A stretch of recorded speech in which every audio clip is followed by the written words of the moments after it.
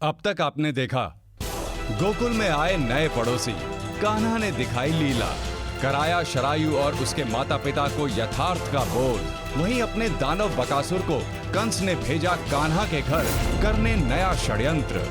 उधर जादूगर ने भी किया कान्हा के काल का प्रबंध। आज देखिए कान्हा और बकासुर में छिड़ा घमासान द्वंद्व। वहीं कंस ने बनाई योजना। इन वीरों से केवल कृष्ण नहीं,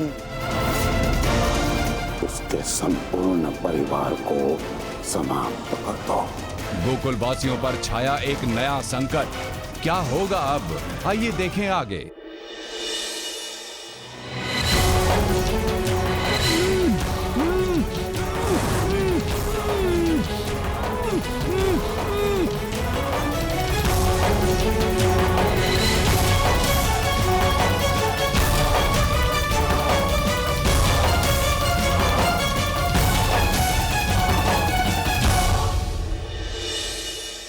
चलो इस पोटली को इस पर्वत से नीचे फेंक देते हैं ताकि इस मायावी बालक का अंत हो सके।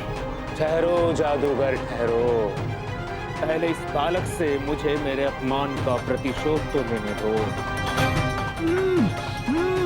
इस बालक ने मेरा भी अपमान किया है।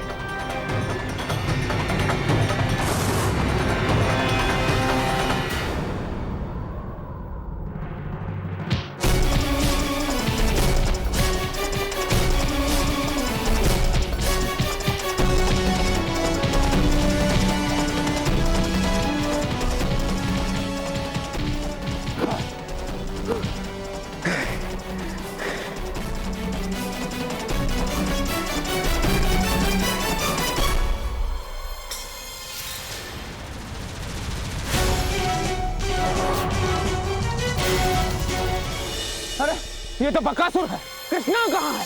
तुमने मेरा अपमान किया है,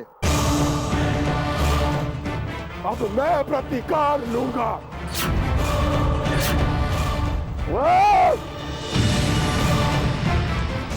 रुक जा बकासुर, रुक जा। ठहरो बकासुर, ठहरो।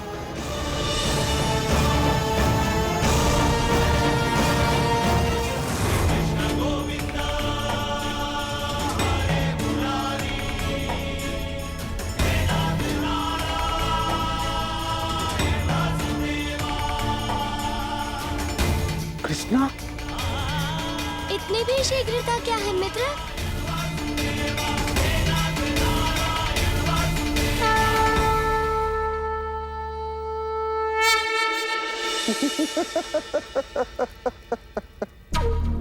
विकट, पता है तुम्हें, जब एक व्यक्ति के स्वप्न पूर्ण होने वाले होते हैं ना, तो उसका आनंद ही कुछ और होता है। देखो ना, आज मैं कितना आनंदित हूँ। पता है तुम्हें कि बकासुर बालक का रूप धारण करके कृष्ण के घर में घुस गया है। अब कृष्ण को ये नहीं पता कि वो अपने काल के साथ एक ही घर में, एक ही छत के नीचे रह रहा है। पता तो आपको भी नहीं है कि आपका काल आप ही के राजभवन में आप ही के पीछे खड़ा है मामा श्री। हाँ?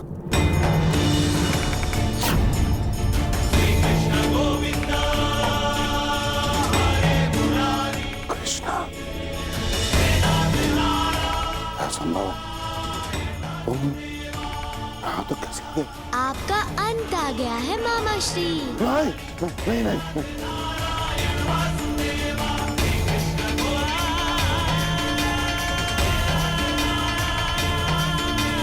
नहीं। मेरा काल ये तो समाप्त कर। नहीं, नहीं, क्षमा कर दो मुझे, क्षमा कर दो। नहीं, नहीं, नहीं, क्षमा कर दो मुझे। क्षमा कर दो मुझे, क्षमा कर दो, क्षमा कर दो मुझे। क्या हुआ महाराज? कृष्णा, कृष्णा, ये निश्चय ही आपका भ्रम है महाराज। यहाँ तो कोई भी नहीं आया महाराज।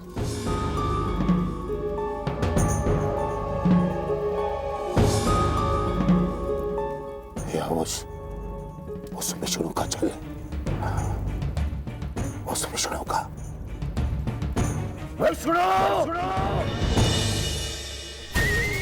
इतना क्रोध स्वास्थ्य के लिए उचित नहीं है मामा श्री। अब देखिए ना, क्रोध करके आपके प्रिय बकासुर का क्या हाल हो गया है। चलो बकासुर।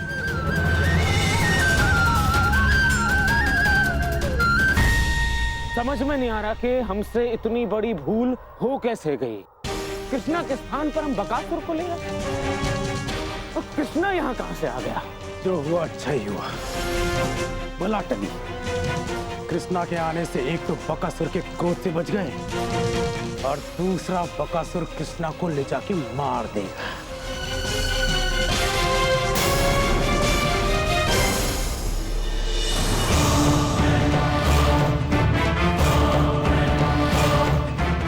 तूने मेरा पाँव नहीं, मृत्यु का पाँव पकड़ा है कृष्णा। इतनी ऊपर से गिर कर तो यमराज का भी काल आ जाएगा।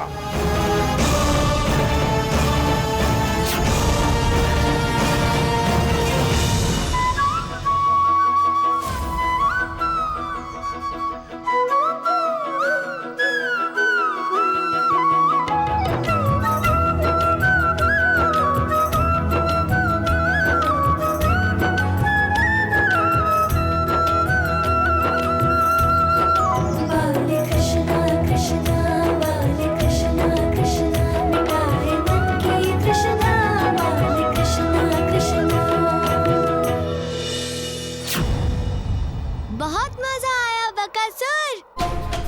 हवा में पक्षी की भांति उड़कर मन प्रसन्न हो गया। मेरा उपहास उड़ाता है लड़के, छोड़ूंगा नहीं मैं तुझे।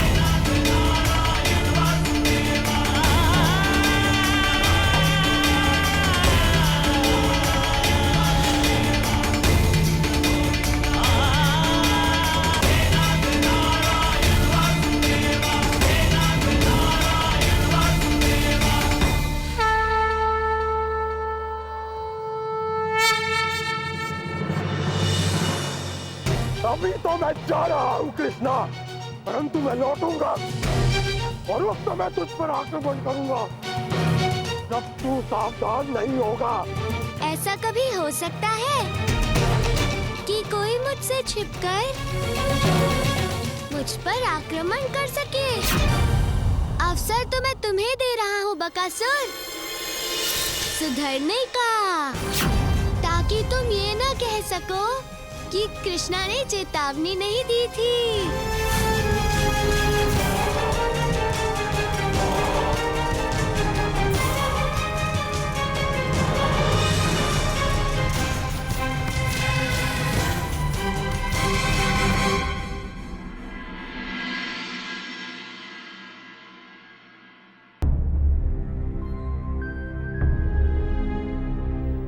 आज से पहले मुझे भोजन के लिए इतना शर्म नहीं करना पड़ा। लगता है आज मेरे भाग्य में ही भोजन नहीं है।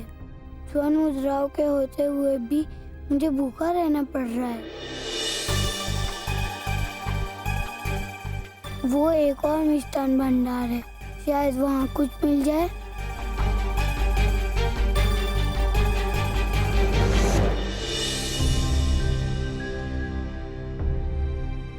भैया बहुत भूख लगी है, हलवा पूरी है तो दे दो ना भैया। हाँ हाँ बालक, आप बैठो, मैं अभी लेके आता हूँ।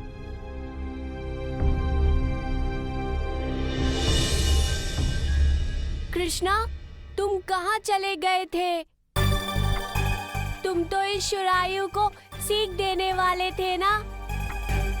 हाँ दाऊ, मैं बस शुरायु को शिक्षा देने के लिए ही गया था।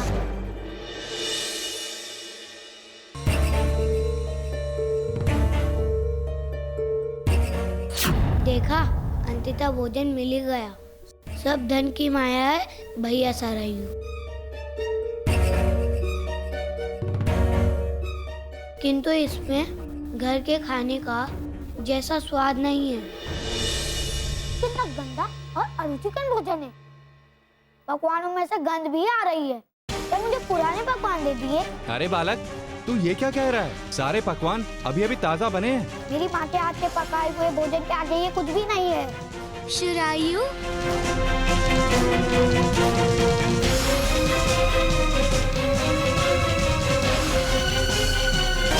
माँ के हाथ से बने भोजन की तुलना बाहर के पकवानों से कर ही नहीं सकते, क्योंकि माँ तो भोजन में विशेष वस्तु डालती है जो उनके साधारण भोजन को भी स्वादिष्ट बना देते हैं। तो ठीक है, मैं वो वस्तु क्रिया करके मेरे भोजन में डाल लिया करूँगा। तनिक उसका नाम तो बताओ। तुम्हारी मैया का प्यार ही वो वस्तु है शुरायु, जिसके कारण उनके हाथ से बने भोजन की बराबरी बाहर का कोई पकवान नहीं कर सकता। और दुख की बात है कि जिन स्वर्ण मुद्राओं से तुम प्रेम क्रय करने का प्रयत्न कर रहे हो, वो उससे कदापि नहीं मिल सकता। यदि प्रेम पाना है तो नम्र बनो शुरायु। तुम्हारे माता पिता तुम्हें इतना प्रेम करते हैं और तुम हो कि उनकी दी हुई स्वर्ण मुद्राओं से उनके प्रेम को तोल रहे हो। तुम्हें ऐसा नहीं करना चाहिए। अब जाकर काका काकी से क्षमा मांगो। सुनो जी, शुरायु सुबह से घर से रूठ कर निकला है, अभी तक घर वापस नहीं लौटा। पता नहीं उसने भोजन भी किया होगा कि नहीं। भाग्यवान, तुम्हारे इसी लाड प्यार ने उसे बिगाड़ दिया है। जिस प्रकार उसने हमारा अनादर किया, तो उसी योग्य है कि भूखा रहे। ऐसा मत कहिए, शुरायु हमारा इकलौता पुत्र है। पता नहीं वो कहाँ होगा, किस हाल में होगा। जब तक मेरा पुत्र घर वापस नहीं लौटेगा ना, मैं जल की एक बूंद भी ग्रहण नहीं करूंगी। मुझे अपने लल्ला की बहुत चिंता हो रही है। तुमने भोजन कर लिया है, किंतु अब तक वो घर पर तुम्हारी व्यथा में भूखे हैं शुरायु। जाओ, अब समय मत गवाओ।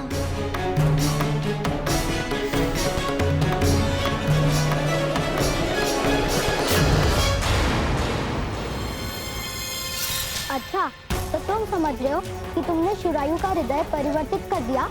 उसे माता पिता का आदर करना, अहंकार ना करना और शिष्टता पूर्ण व्यवहार करना सिखा दिया। अब देखना वो क्या करता है। मेरी पराजय का प्रतिशोध तो मुझे लेना ही होगा कृष्णा। भाग्यवान, चिंता तो मुझे भी हो रही है। तो आप प्रतीक्षा किस चीज की कर रहे हैं? जाके मेरे पुत्र को खोज लाइए ना।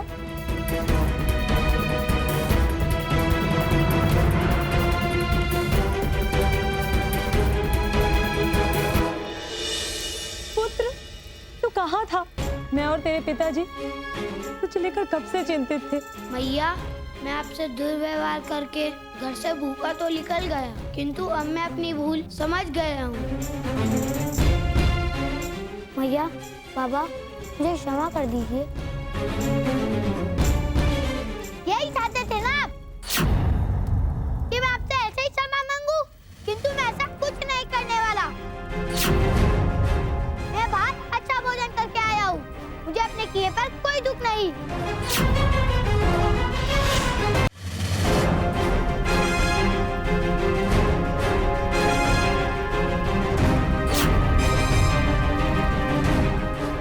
सुरायु, ये जवाहरात कहाँ से लेकर आए हो? ये तो बहुत ही बहुमूल्य है पुत्र। बाबा आप आम खाइए, गुठलियां मत गिनिए। सुरायु, मैं और तुम्हारी माता तुम्हारे लिए चिंतित थे। हमें लगा तुमसे अज्ञानतावश भूल हुई, लेकिन तुम्हें तुम्हारे व्यवहार में बिल्कुल भी पश्चाताप नहीं, तो तुम यहाँ आए ही क्यों? मैं यहाँ आया हूँ आपके प्रेम का ऋण चुकाने, ताकि आप मुझे भविष्य में किसी भी प्रकार का ताना ना दे सके।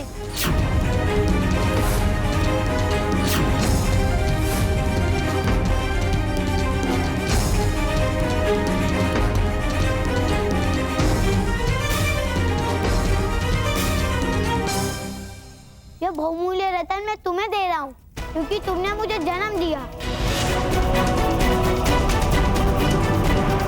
और ये इसलिए क्योंकि आपने मुझे बड़ा किया और स्वादिष्ट भोजन कराया।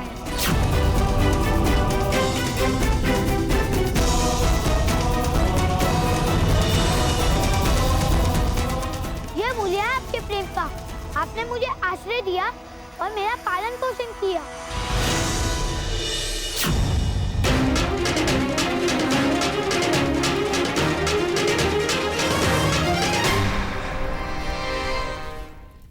कहाँ है वो बहुमूल्य रत्न?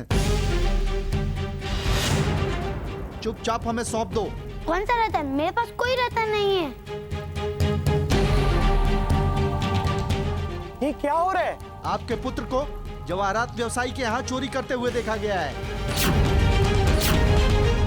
और वहाँ से भाग आया, इसलिए इसे हम यहाँ पकड़ने आए हैं।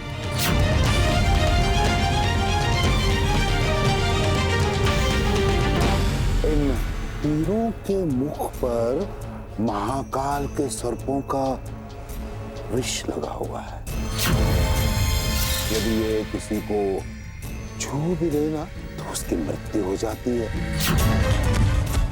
इन तीरों से केवल कृष्णा नहीं, उसके संपूर्ण परिवार को समाप्त कर दो।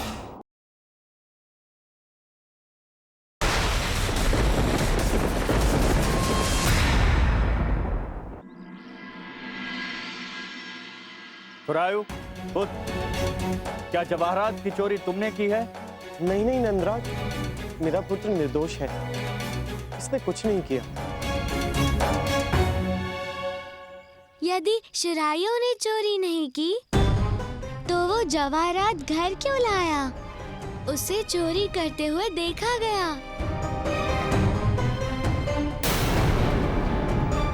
नंदराज, मैंने ही सराइयों को वहां से जवाहरात लेकर आने को कहा था। वो इस सत्य से अनभिज्ञ था कि मैं उसे चोरी करने के लिए कह रहा हूँ। नंदराज, अपराध मैंने किया, आप दंड मुझे दीजिए। इतना बुरा व्यवहार करने के बाद भी सुरायु के पिता सुरायु को बचाने का प्रयत्न क्यों कर रहे हैं? क्योंकि माता पिता का प्रेम होता ही ऐसा है, निश्चल और अनमोल। वो अपनी संतान को कष्ट में नहीं देख सकते।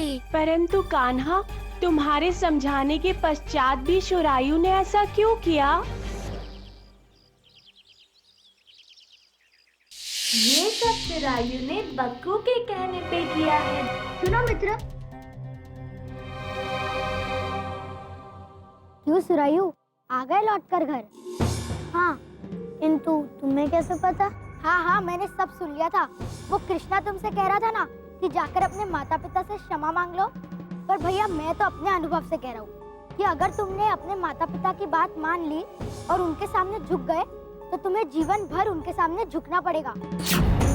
वो तुम्हें कभी भी अपना जीवन अपनी मर्जी से नहीं जीने देंगे। हाँ बक्कू, मैं भी यही सोचकर घर से निकला था, किंतु घर से बाहर आकर समझ आया कि माता पिता के बिना जीवन कितना कठिन है। झुकना तो मैं भी नहीं चाहता अपने माता पिता के समक्ष, किंतु मेरे पास और कोई मार्ग भी तो नहीं है। एक मार्ग है तुम्हारे पास, जिससे तुम्हारे माता पिता तुम्हारा बहुत सम्मान करने लगेंगे। और शायद तुम नहीं जानते हो कि धन से तुम और कार्यों की तरह ये कार्य भी तुम सुगमता से कर सकते हो। धन देखकर तुम्हारे माता पिता बहुत प्रसन्न हो जाएंगे मित्र। किंतु मैं इतना धन लाऊंगा कहाँ से बक्कू? मेरे माता पिता के पास बहुत कुछ है। मुझे उन्हें प्रश्न करने के लिए बहुत सा धन चाहिए होगा। बक्कू, इसकी चिंता क्यों कर रहे हो? वो देखो, वो आभूषण की दुकान पर रखी हुई वो पोटली देखो।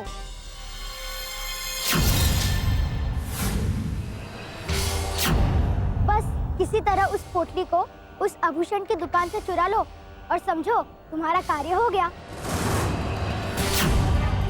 हाँ बक्कू, तुमने तो बड़ा अच्छा सुझाव दिया है। अब मैया और बाबा मेरे सामने झुकने लगेंगे।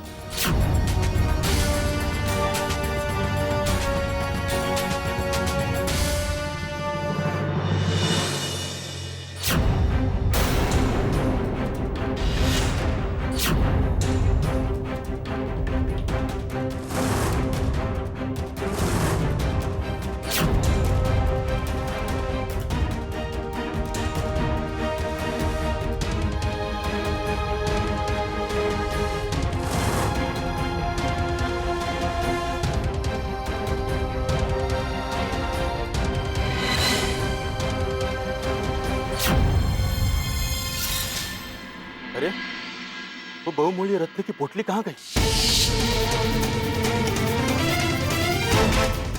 नहीं नहीं, आप मुझे इसका दंड दीजिए। मैंने इनसे जवाहरातों की मांग की थी। इसका तात्पर्य यह है कि सुरायु के अपराध का दंड आप दोनों लोग भुगतना चाहते हैं। हाँ नंदराज, इस अपराध के लिए आप मुझे कोई भी दंड देंगे, मुझे स्वीकार है। हाँ नंदराज, आप मुझे दंड दीजिए, किंतु मेरे पुत्र को क्षमा कर दीजिए। मेरे माता पिता इतना सब होने के बावजूद भी मेरी रक्षा कर रहे हैं। यदि आप लोगों को अपना दंड स्वीकार है, तो ये सभा आप लोगों को सुरायु के अपराध का दंड देगी।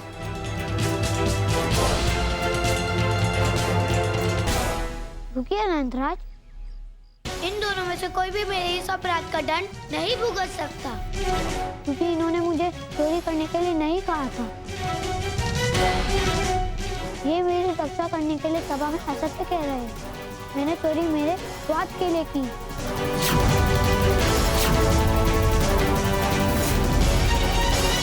किंतु तुमने चोरी क्यों की सुरायु? क्या आवश्यकता थी चोरी करने की? क्योंकि मैं इनके आश्रय में नहीं रहना चाहता था। मैं इनको दिखाना चाहता था कि मैं इनके बगैर भी अपना जीवन यापन कर सकता हूँ, इसलिए मैंने चोरी की। हाँ हाँ, ये सत्य है कि मैंने और सुरायु के पिता ने सभा में असत्य कहा, लेकिन ये असत्य नहीं। इस अपराधी को हमने अपराधी बनाया है। हमारी सबसे बड़ी भूल ये थी कि हमने इसका पालन पोषण जीवन के मूल्यों से नहीं, अपितु धन से किया। जिस मटकी में हमें संस्कारों का जल भरना चाहिए था, उसमें हमने धन भर दिया। आप उचित कह रही हैं, किंतु सुरायु ने अपराध किया है, इसलिए उसको दंड अवश्य मिलेगा।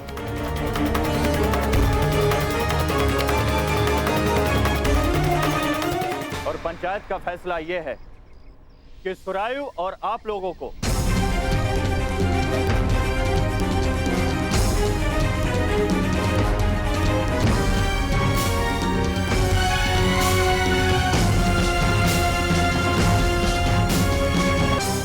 आप लोगों को क्षमा किया जाता है।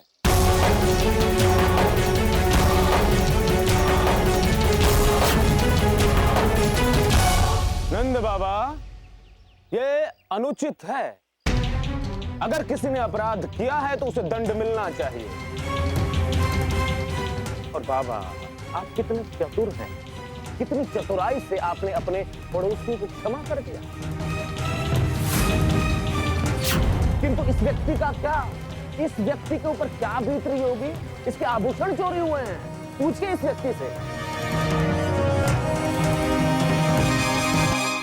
हाँ, पूछ लिया। ये जवाहरात मेरे पिता के ही है तनु काका।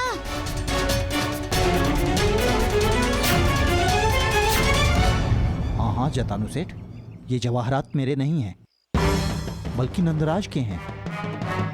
किंतु मुझे समझ में ये नहीं आ रहा कि ये जवाहरात मेरे दुकान में आया कैसे।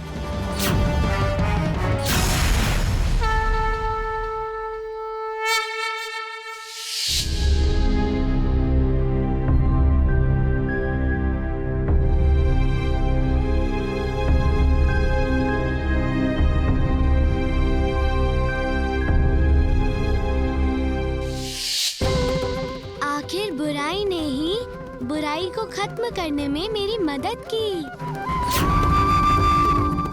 सुबल और सुदामा, जाओ अपने मित्र शुरायु के गले लगो। उसे अपनी गलती का एहसास हो गया है।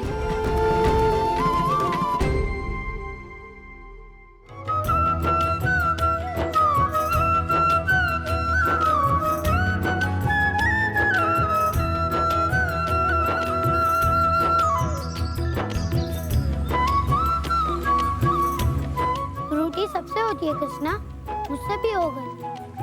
मित्र सुबल और सुदामा, मुझे क्षमा कर दो, किंतु अब मैं समझ गया हूँ कि प्रेम की तुलना धन से करना मनुष्य के जीवन की सबसे बड़ी मूर्खता है।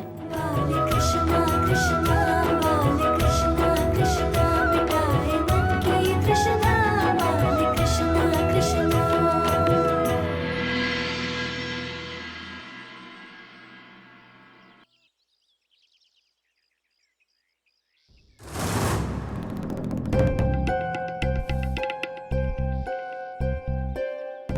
मक्खन तुझे बहुत प्रिय है ना कृष्णा? तेरे हिस्से का माखन खाऊंगा और फिर चोरी का इल्जाम तुझ पे ही आएगा।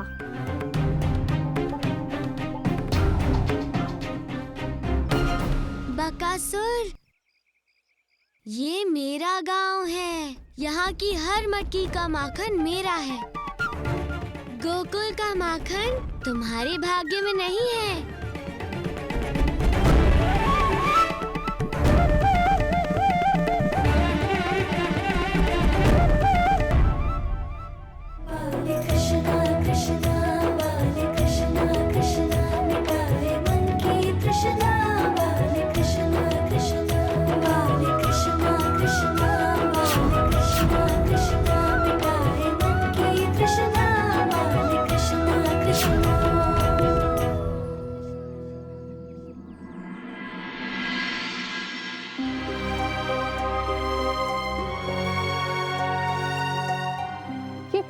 मटकी का माखन कहाँ गया? कान्हा, कान्हा, इधर आ। तूने फिर से मुझसे बिना पूछे माखन खाया? मैंने माखन नहीं खाया। माखन तो बक्कू ने खाया है। वो देखो मैया, बक्कू के हाथ में माखन लगा है।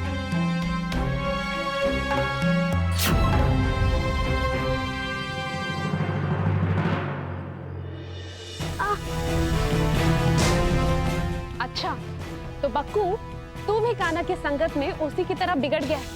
माखन चोरी करके खाई तूने। देख, अगर आज के बाद तूने ऐसा कुछ भी किया तो तुझे भी वैसा ही दंड मिलेगा जिस प्रकार कान्हा को मिलता है।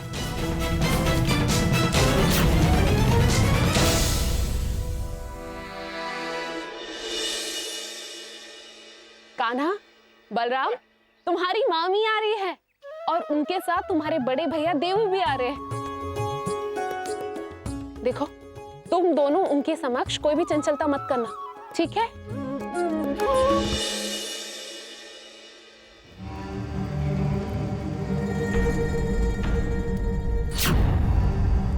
महाराज, एक बात बताइए, क्या हम यहाँ खड़े खड़े इन तीरों से निशाना साधते रहेंगे? ये साधारण तीर नहीं है। इन तीरों के मुख पर महाकाल के सर्पों का विष लगा हुआ है। क्या? यदि ये किसी को छू भी लेना तो उसकी मृत्यु हो जाती है।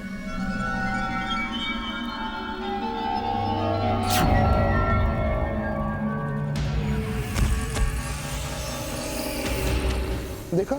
हाँ?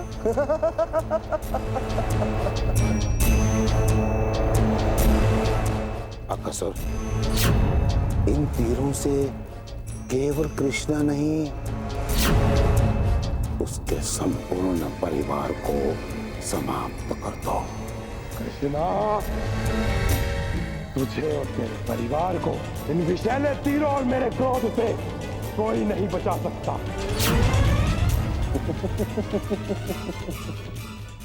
खुश रहो पुत्र,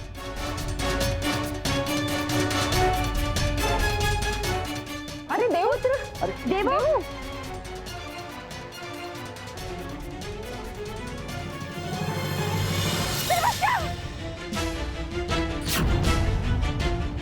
अब सब लोग जब इन तीरों के नीचे भोजन करने बैठेंगे तो सबसे ऊपर मैं ये मचान गिरा दूंगा।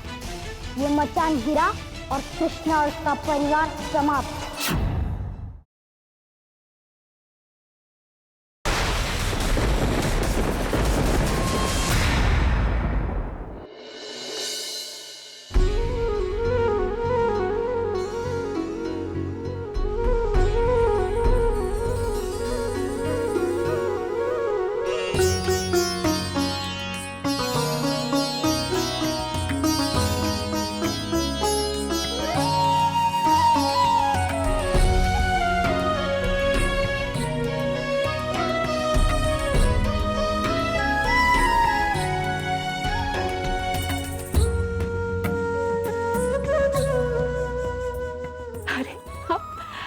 प्रणाम जीजी।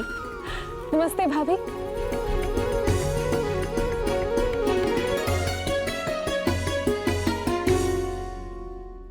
कैसी हो भाभी? कितने दिनों बाद आई हो तुम। तुम्हें पता है हम कब से आपकी प्रतीक्षा कर रहे थे। देखो इस बार आई हो तो कुछ दिन रह के ही जाना, ठीक है? बिल्कुल, हम लोगों को भी तो कितना समय हो गया था आप लोगों से मिले हुए, इसीलिए मैं देबू को लेकर आपसे मिलने चली आई और अब कुछ दिन यहीं ठहरेंगे। प्रणाम बुआ जी। देवो तू बड़ा हो गया है पुत्र।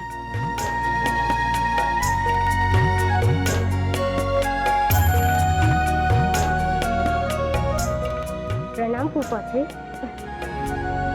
खुश रहो पुत्र।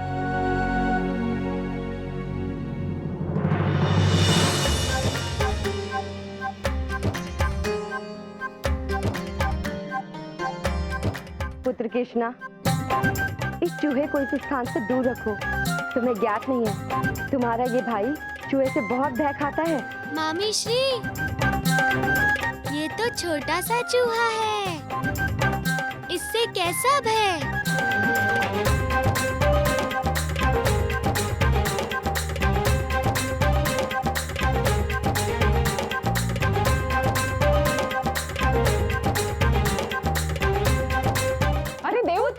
देवो,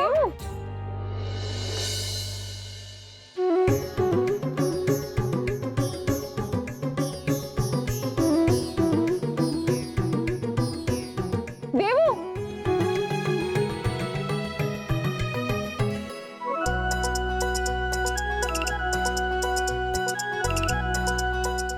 बचाओ बचाओ बचाओ बचाओ। अरे देवू, तुम चूहे से भयभीत होकर क्यों भाग रहे हो? ये तुम्हें कोई नुकसान नहीं पहुंचाएगा।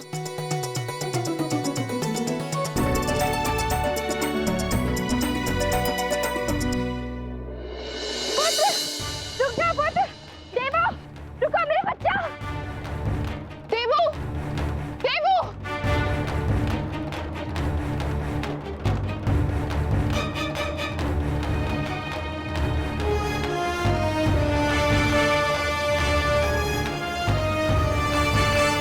देवू सुनो तो, ये कुछ नहीं करेगा।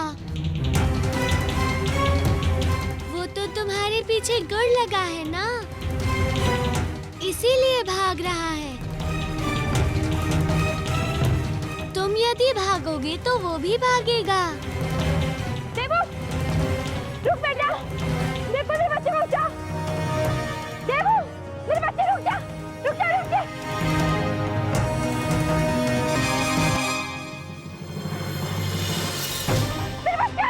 मेरे बच्चा कोई भी गिर गया, कोई तो बचाओ। देवो, इस छोटे से बालक की रक्षा करना। देवो, देवो मेरे बच्चा। देवो, कोई निकालो मेरे बच्चे को। देवो।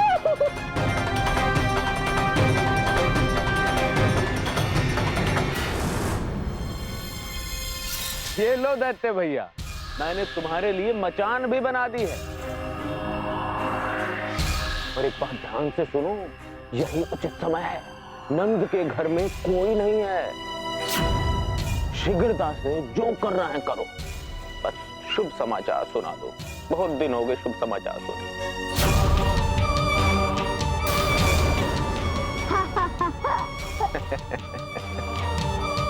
शीघ्र करो, जाओ। कोई तो बचाओ मेरे बच्चे को। इस कुएं में तो डूबने भर के पानी तक नहीं है, किंतु ये बच्चा बहुत भयभीत है और कहीं ये भय के कारण डूब ना जाए।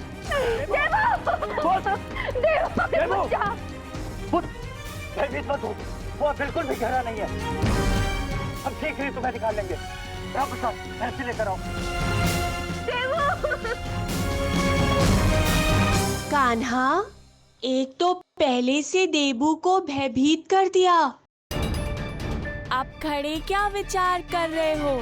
यही सोच रहा हूँ कि मनुष्य कठिनाई से नहीं, किंतु कठिनाई के नाम से ही कितना डर जाता है।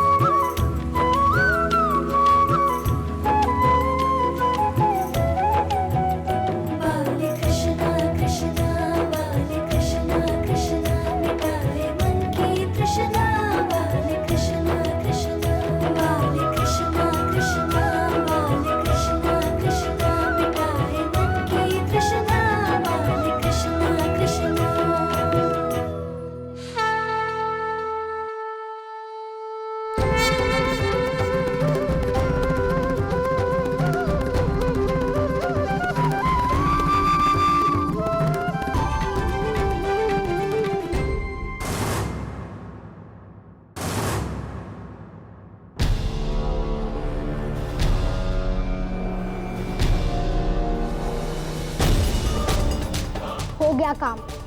अब सब लोग जब इन तीरों के नीचे भोजन करने बैठेंगे तो सबसे ऊपर मैं ये मचान गिरा दूंगा। ये मचान गिरा और कृष्णा और उसका परिवार समाप्त।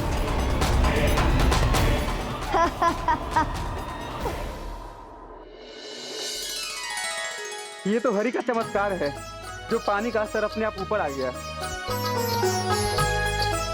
प्रभु आपका लाख लाख धन्यवाद।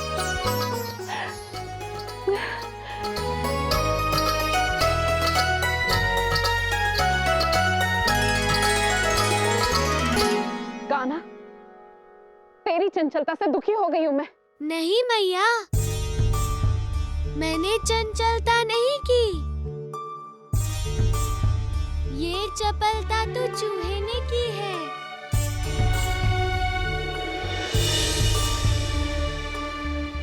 उस चूहे को लाने वाला भी तो तू ही है ना।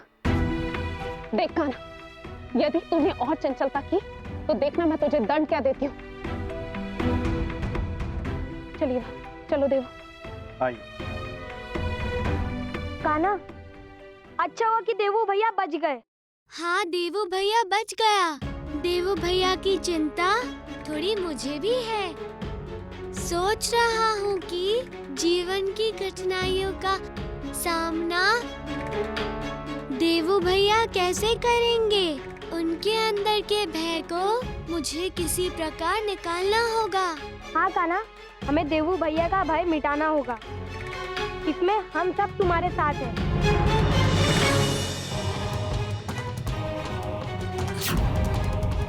ये मचान किसी भी क्षण गिर सकता है। अब मुझे यहाँ से जाना होगा। मैं जल लेके आता हूँ। जल तो यही है। वो मैं माखन लेके आता हूँ। माखन भी यही है बक्कू।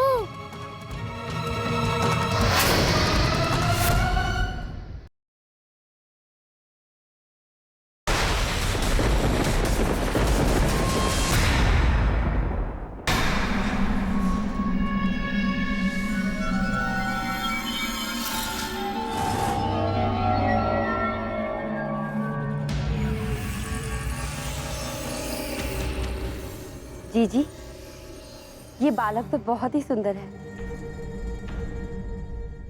अच्छा किया आप इसे अपने साथ ले आए। हाँ हाँ, मैं कितना प्यारा हूँ ये तुम सबको थोड़े क्षणों में पता चल जाएगा। चलिए, अब आप सब भोजन आरंभ कीजिए। चलो बक्कू, खाओ। नहीं नहीं, रुकिए।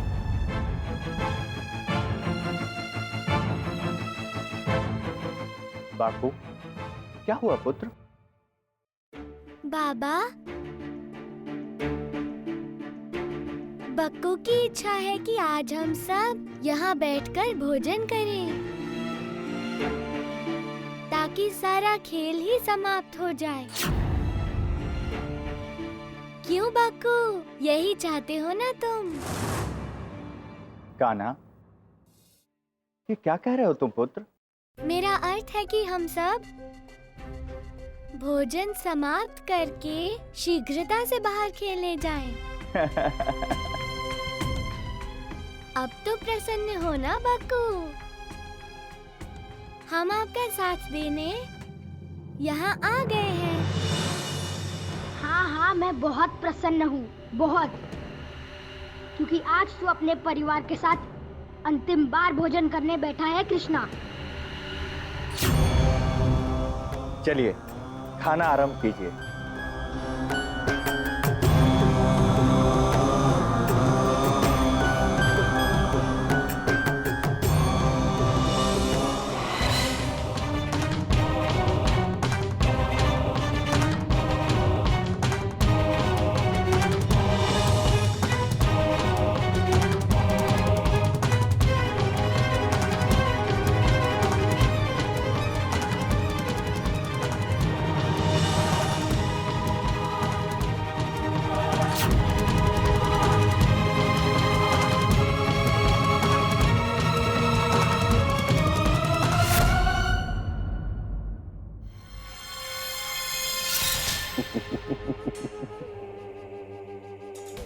अब तुम्हारी मृत्यु की उल्टी गणना शुरू हो गई है कृष्णा। अब वो तीर किसी भी क्षण तुम्हारे शरीर के आर पार होगा। किसी भी क्षण।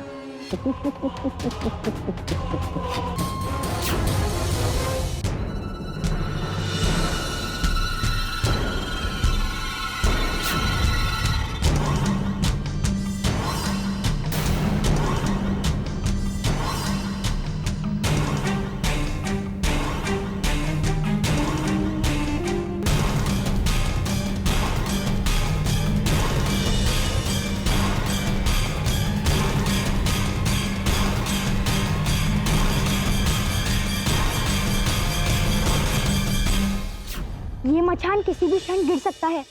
अब मुझे यहाँ से जाना होगा। मैं जल लेके आता हूँ। जल तो यही है।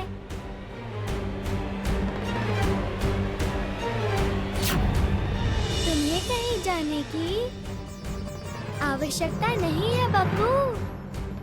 वो मैं माखन लेके आता हूँ। माखन भी यही है बक्कू। लो खा लो माखन बक्कू। बापू, कान्हा सदैव अपने पास ही माखन रखकर भोजन करता है।